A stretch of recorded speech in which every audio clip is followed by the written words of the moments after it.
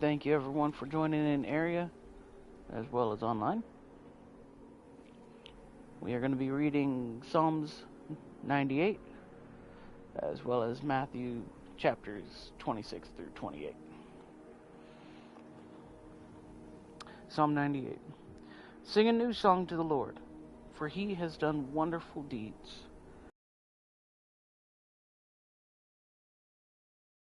He has shown his saving power. The Lord has announced his victory and has revealed his righteousness to every nation. He has remembered his promise to love and be faithful to Israel. The end of the earth has seen the victory of our Lord. Shout to the Lord, all the earth. Break out in praise and sing for joy. Sing your praise to the Lord with the harp and melodious song, with trumpets and the sound of a ram's horn. Make a joyful symphony before the Lord the King. Let the sea and everything in it shout his praise. Let the earth and all living things join in. Let the rivers clap their hands in glee. Let the hills sing out their songs of joy before the Lord. For he is coming to judge the earth. He will judge the world with justice and the nations with fairness. That concludes Psalm 98. Let's jump into the bulk of our reading now. Excuse me. We are in Matthew 26.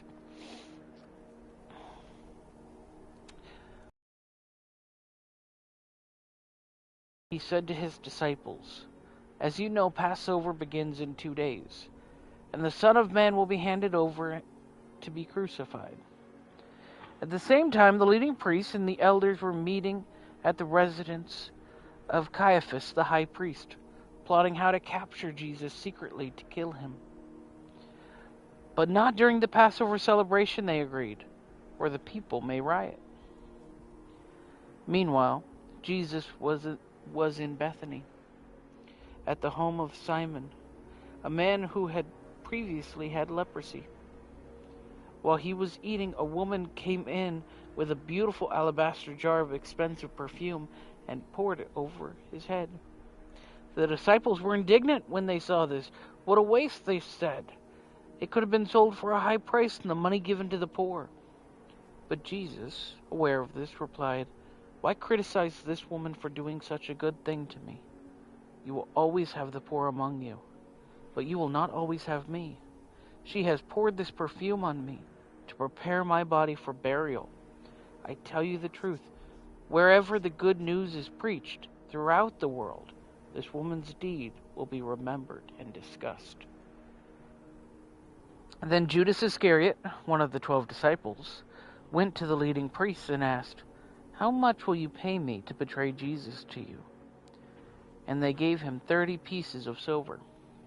From that time on, Judas began looking for an opportunity to betray Jesus.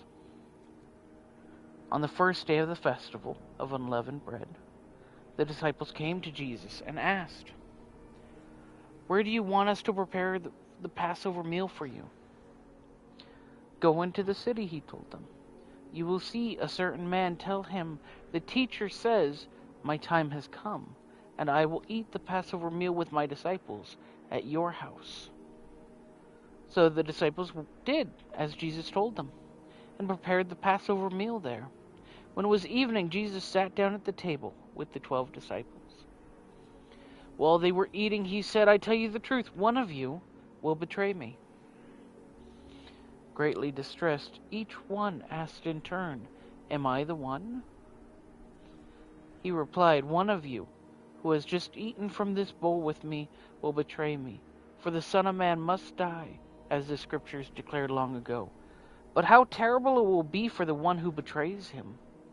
It would be far better for that man if he had never been born." Judas, the one who would betray him, also asked, "Rabbi, am I the one?" And Jesus told him, "You have said it." As they were eating, Jesus took some bread and blessed it. Then he broke it in pieces and gave it to the disciples, saying, "Take this and eat it, for this is my body." And he took the cup of wine and gave thanks to God for it. He gave it to them and said, "Each of you drink from it. For this is my blood which confirms the covenant between God and his people. It is poured out as a sacrifice to forgive the sins of many. Mark my words, I will not drink wine again until the day I drink it new with you in my Father's kingdom." Then they sang a hymn and went out to the Mount of Olives. On the way, Jesus told them, "Tonight, all of you will desert me. For the scriptures say God will strike the shepherd, and the sheep of the flock will be scattered. But after I've been raised from the dead, I will go ahead of you to Galilee and meet you there." Peter declared, "Even if everyone else deserts you, I will never desert you." Jesus replied, "I tell you the truth, Peter. This very night before the rooster crows, you will deny 3 times that you even know me." "No," Peter insisted. "Even if I have to die with you, I will never deny you." And all the other disciples vowed the same. Then Jesus went with them to the olive grove called Gethsemane. And he said, "Sit here while I go over there to pray." He took Peter and Zebedee's 2 sons, James and John. And he became anguished and distressed. He told them, "My soul is crushed with grief to the point of death. Stay here and keep watch with me." He went on a little further, bowed with his face to the ground, praying, "My Father, if it is possible, let this cup of suffering be taken away from me. Yet I want your will to be done, not mine." Then he returned to the disciples and found them asleep. He said to Peter, "Couldn't you watch with me even 1 hour? Keep watch and pray, so that you will not give in to the temptation. For the spirit is willing, but the body is weak." Then Jesus left them a second time and prayed, "My Father, if this cup cannot be taken away unless I drink it, your will be done." When he returned to them again, he found them sleeping, for they couldn't keep their eyes open. So he went to pray a 3rd time, saying the same things again. Then he came to the disciples and said, "Go ahead and sleep, have your rest. But look, the time has come. The Son of Man is betrayed into the hands of sinners. Let's be going. Look, my betrayer is here." And even as Jesus said this, Judas, one of the 12 disciples, arrived with a crowd of men armed with swords and clubs. They had been sent by the leading priests and elders of the people. The traitor Judas had given them a prearranged signal: "You will know which one to arrest when I greet him with a kiss." So Judas came straight to Jesus. "Greetings, Rabbi," he exclaimed, and gave him the kiss. Jesus said, "My friend, go ahead and do what you have come for." Then the others grabbed Jesus and arrested him. But one of the men with Jesus pulled out his sword and struck the high priest's slave, slashing off his ear. "Put away your sword," Jesus told him. "Those who use the sword will die by the sword. Don't you realize that I could ask my Father for thousands of angels to protect us, and he would send them instantly? But if I did, how would the scriptures be fulfilled that describe what must happen now?"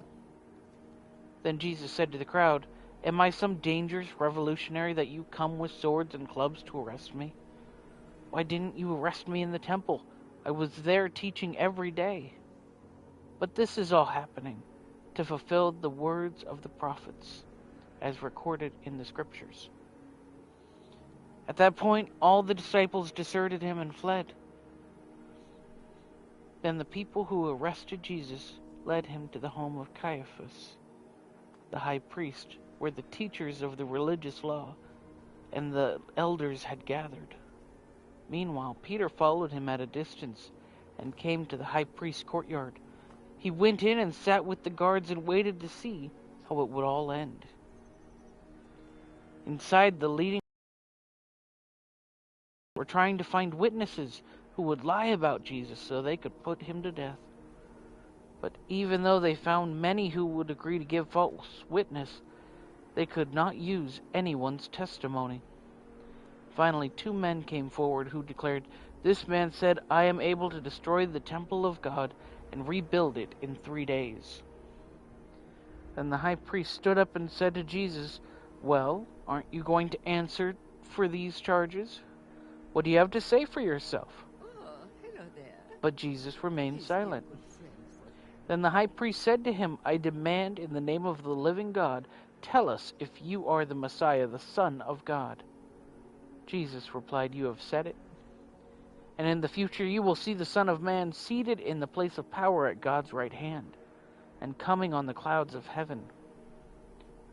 Then the high priest tore his clothing to show his horror and said, Blasphemy! Why do we need to hear other witnesses? You have all heard this blasphemy. What is your verdict? Guilty, they shouted. He deserves to die. Then they began to spit in Jesus' face and beat him with their fists, and some slapped him, jeering, Prophesy to us, you Messiah. Who hit you that time? Meanwhile, Peter was sitting outside in the courtyard. A servant girl came over and said to him, You are one of those with Jesus the Galilean. But Peter denied it in front of everyone. I don't know what you're talking about, he said. Later, out by the gate, another servant girl noticed him and said to those standing around, This man was with Jesus of Nazareth. Again, Peter denied it, this time with an oath. I don't even know the man, he said. A little later, some other bystanders came over to Peter and said, You must be one of them. We can tell by your Galilean accent. Peter swore, A curse on me if I'm lying. I don't know the man. And immediately the rooster crowed. Suddenly Jesus' words flashed through Peter's mind. Before the rooster crows, you will deny me 3 times that you even know me. And he went away weeping bitterly. Continuing with chapter 27. Very early in the morning, the leading priests and the elders of the people met again to lay plans for putting Jesus to death. Then they bound him and led him away, and took him to Pilate, the Roman governor. When Judas, who had betrayed him, realized that Jesus had been condemned to die, he was filled with remorse. So he took the 30 pieces of silver back to the leading priests and the elders. I have sinned, he declared, for I have betrayed an innocent man. What do we care, they retorted. Attention, That's citizens. your problem. Nuclear strike imminent. Then Judas threw the silver coins Please down exit in the area temple at your earliest convenience. and went out and hanged himself. Thank you for your cooperation.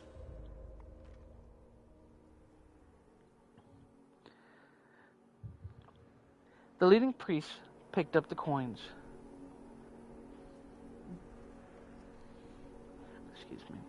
The leading priests picked up the coins. It wouldn't be right to put this money in the temple treasury, they said, since it is payment for murder. After some discussion, they finally decided to buy the potter's field, and they made it into a cemetery for foreigners. That is why the field is still called the Field of Blood. This fulfilled the prophecy of Jeremiah that says, They took the 30 pieces of silver, the price at which he was valued by the people in Israel, and purchased the potter's field, as the Lord directed. Now Jesus was standing before Pilate, the Roman governor. Are you the king of the Jews? The governor asked him. You have said it, Jesus replied. But when the leading priests and the elders made their accusations against him, Jesus remained silent. Don't you hear all these charges they are bringing against you? Pilate demanded. But Jesus made no response to any of the charges, much to the governor's surprise. Now it was the governor's custom each year during the Passover celebration to release one prisoner to the crowd, anyone they wanted. This year there was a notorious prisoner, a man called Barabbas. As the crowds gathered before Pilate's house that morning, he asked them, Which one do you want me to release to you, Barabbas or Jesus, who was called the Messiah? He knew very well that the religious leaders had arrested Jesus out of envy. Just then, as Pilate was sitting on the judgment seat, his wife sent him this message, Leave that innocent man alone.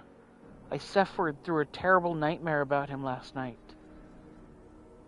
Meanwhile, the leading priests and elders persuaded the crowd to ask for Barabbas to be released and for Jesus to be put to death. So the governor asked again, "Which of these two do you want me to release to you?" The crowd shouted back, "Barabbas." Pilate responded, "What should I do with Jesus who is called the Messiah?" They shouted back, "Crucify him." "Why?" Pilate demanded. "What crime has he committed?" But the mob roared even louder, "Crucify him." Pilate saw that he wasn't getting anywhere, and that a riot was developing.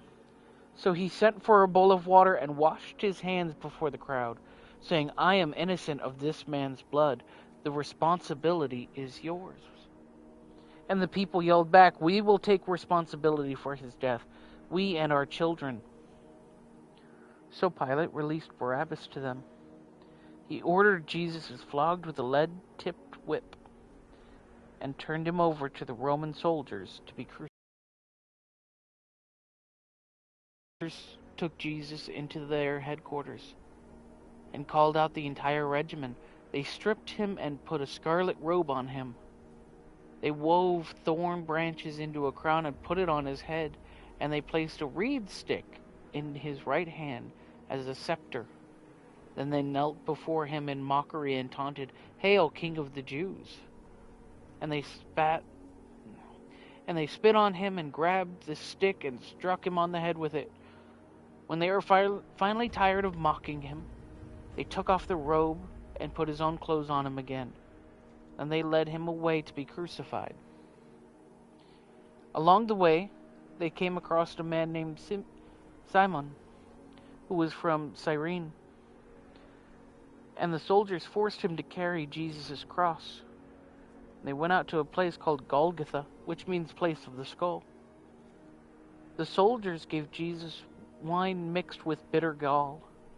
When he had tasted it, he refused to drink it. After they had nailed him to the cross, the soldiers gambled for his clothes by throwing dice, as they sat around and kept guard as he hung there. A sign was fastened above Jesus' head announcing the charge against him. It read, "This is Jesus, the King of the Jews." 2 revolutionaries were crucified with him, one on his right and one on his left. The people passing by shouted abuse, shaking their heads in mockery. "Look at you now," they yelled at him. "You said you were going to destroy the temple and rebuild it in 3 days? Well then, if you are the Son of God, save yourself and come down from the cross." The leading priests and teachers of religious law and the elders also mocked Jesus. "He saved others," they scoffed, "but he can't save himself. So he is the King of Israel, is he? Let him come down from the cross right now, and we will believe him."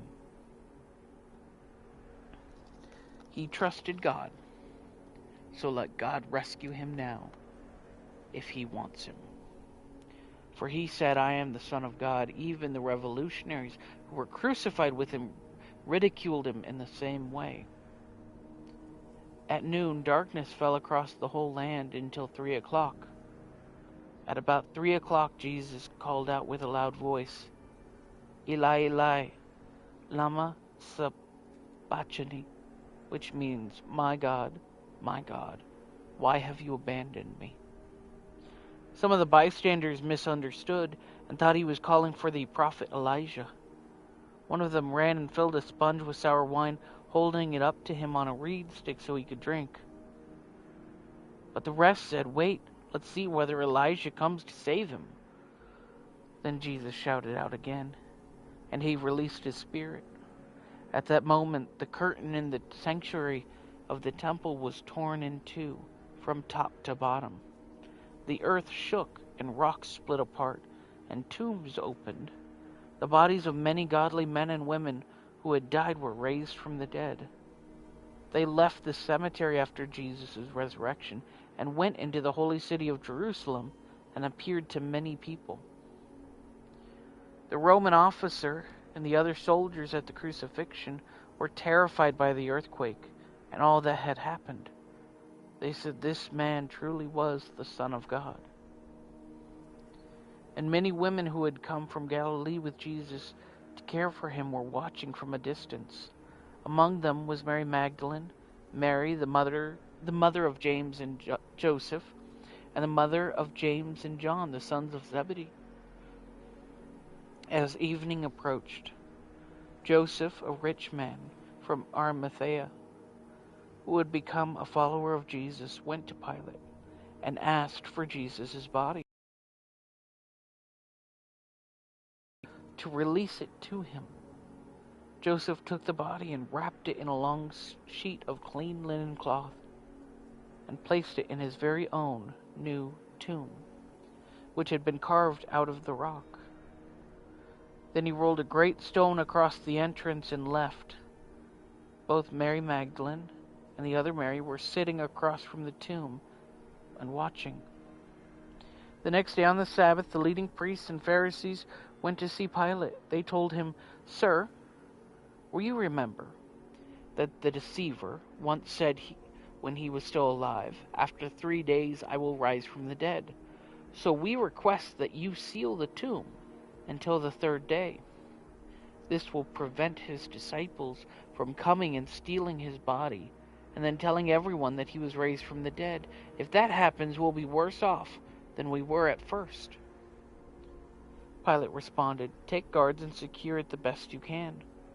So they sealed the tomb and posted guards to protect it. Finishing now with chapter 28. Early on Sunday morning, as the new day was dawning, Mary Magdalene and the other Mary went out to visit the tomb. Suddenly there was a great earthquake, for an angel of the Lord came down from heaven, rolled aside the stone, and sat on it. His face shone like lightning, and his clothing was as white as snow. The guards shook with fear when they saw him, and they fell into a dead faint. Then the angel spoke to the women. "Don't be afraid," he said. "I know you are looking for Jesus who was crucified. He isn't here. He was risen from the dead, just as he said would happen. Come, see where his body was laying. And now, go quickly and tell his disciples that he is risen from the dead, and he is going ahead of you to Galilee. You will see him there. Remember what I have told you." The women ran quickly from the tomb. They were very frightened, but also filled with great joy, and they rushed to give the disciples the angel's message. And as they went, Jesus met them and greeted them. They ran to him, grasping his feet, and worshipped him. Then Jesus said to them, "Don't be afraid. Go tell my brothers to leave for Galilee, and they will see me there." As the women were on their way, some of the guards went into the city and told the leading priests what had happened. A meeting with the elders was called, and they decided to give the soldiers a large bribe. They told the soldiers, "You must say, 'Jesus' disciples came during the night while you were sleeping, and they stole his body. If the governor hears about it, we'll stand up for you, so you won't get into trouble." So the guards accepted the bribe and said what they were told to say. Their story spread widely among the Jews, and they still tell it today.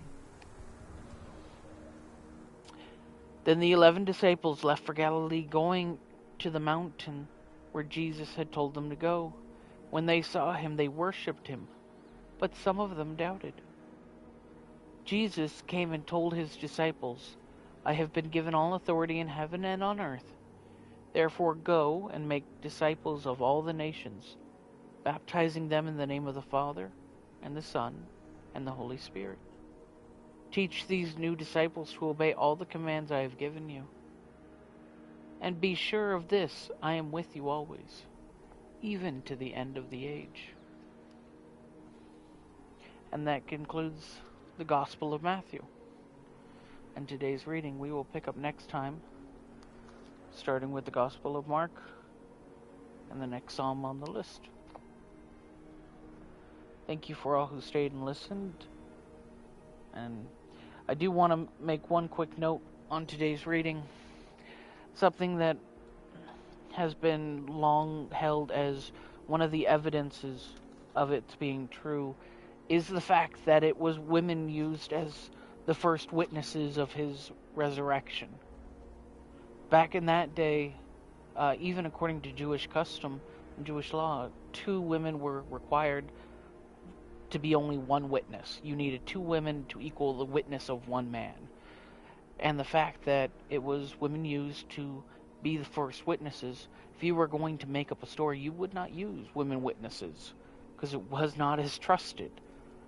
So the fact that the first that Jesus appeared to, and the first the angel appeared to, was women, is one of the proofs of the text. Is one of the points to say that God knew what he was doing when he did all this, and that he wanted to give us some certainty. In fact, the beginning of the Gospel of Luke, the historian, is writing to Theophilus, and he says, I'm writing all of this to you so that you may have certainty of the faith of what you have been told. So, I look forward to getting into that when we get there. But, again, thank you for all who stayed and listened, and if you have any questions, by all means.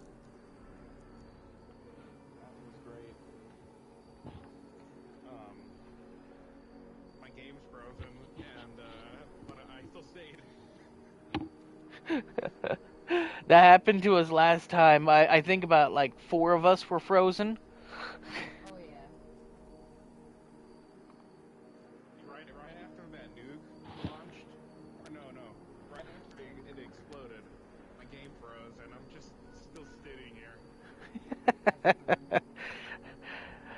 Yeah, I popped out of camera mode just to double check. I'm like, oh, okay, is this going to be one of the times I catch a nuke? Oh yeah. I was like, really? Somebody set off a nuke? I was like looking at the map to make sure it wasn't on here. I still can't see the nuke, honestly. It was neurological. Where's it at? Neurological warfare, so down in the Skyline Valley, it's not going to actually show up. Is that how you get neurological warfare to process from nuking it? Yes, you nuke Skyline Valley, anywhere in Skyline Valley. Oh, okay. It's one of my favorite events, that's why I wasn't sure. Yeah. According to the scriptures of Fallout, you nuketh Skyline Valley, and neurological warfare doth appear. I can't with you, bro. I've seen your camp once before, and I'm so glad to come across it again. Yeah, man. Oh, yeah, dude. Glad to have you here. Also, your treehouse camp, really nice. Thank you. Great detail. King, don't you know? Roadkill here is like the best Fallout builder I can play. Yes, sir. I'm not the best. Nowhere near the best. I've Wait, met wait, some wait, of the wait. best, and oh my goodness, they make me look like a kid playing in a sandbox. Look, have you ever tried out his games? No. I did go into your shelter, but I wanted to go look at the vendor. Oh, the games are the bomb, dude. The games are awesome. Hey, I would love to take you into the maze. That sounds so wrong. Oh man, it's like one of my first churches that I ever did. I had the shelter in front of it, and I had an arrow pointing to the shelter, but it was the downward arrow, and a big sign that says fun. And like somebody walked up and was like, you know that you're telling people the down place, you know, hell is fun. And I'm like, what? Let me look at that sign. And I'm like, oh, I see it. I see it. I had to change it immediately, and I'm like, that was not intended. Thank you so much for bringing it up. I'm dumb. I did not get that.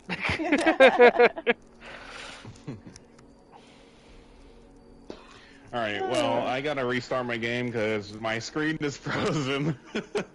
Yeah, go ahead, restart. Are you on a team with somebody here? I'm on a team, but I think most of the people left. Well, okay, hang on. Before you close out app, let's see about. Was it a public team? Yes, public team. Okay. I am now the team leader. It won't even let me join your casual team. That's funny. Let me try. Everyone try to join his team. Oh, Like yeah, no. somebody try to get on it. It won't let me in it either. Oh wow. Okay. Oh, well, great. Well, King, are you friends with someone on the server? Are you friends with? No. Okay, hang on. We'll get Actually, you back in wait, here. I Hold was on, in the I'll- server I'll- for a while. I'll invite him to the party chat. Yeah. By Yeah, all do that. yeah, we'll get you back in here, man. All right. And as for me, I will be right back. I need to take a pit stop. Hey, King Cloud, I just sent you a friend request. All right, I got it.